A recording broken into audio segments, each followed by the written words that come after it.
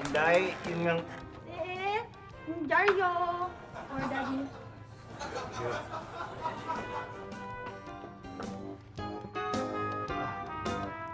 Inday, pa... Yes, sir. Ito na po ang kope nyo with clam and extra shoulder.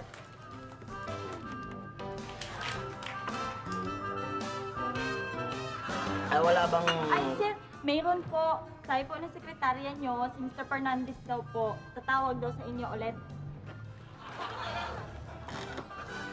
Saya! Yun yung ano ko, paki... Ito po, sir. Nakasit na yan, sir, sa number. Thank you, thank you. Easy, text ko na lang. Husay itong katulong namin, ah. Iniisip ko palang nahuhulaan na kagad.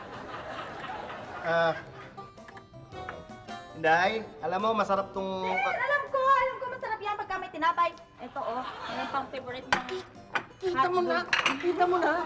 Iniisip ko palang nahulaan mo na. Sasabihin ko, masarap tong kape pagka merong tinapay. Ebe, May hotdog pa. galing mo talaga. Thank you. Ikaw ba, Tapos na po, busog na nga ako, sir. Oh, laki na ng san ko. Dami ko sinain. si Kuan nga Ay, pala. si ate po, umalis na po kanina pang umaga kasi may lakarin daw siya. At kasuhin siyang importante. Paano mo nagawa yun? Paano? Eh, naisip ko lang, sir, na iniisip niya yon. Alam mo, palagi ko meron kang ESP. Ano yan, sir? ESP yung yung Kuan, yung extra sensory perception. Pag iniisip pa lang ng iba, alam mo na kagad. Hindi, sir. Oo, alam mo ba yun?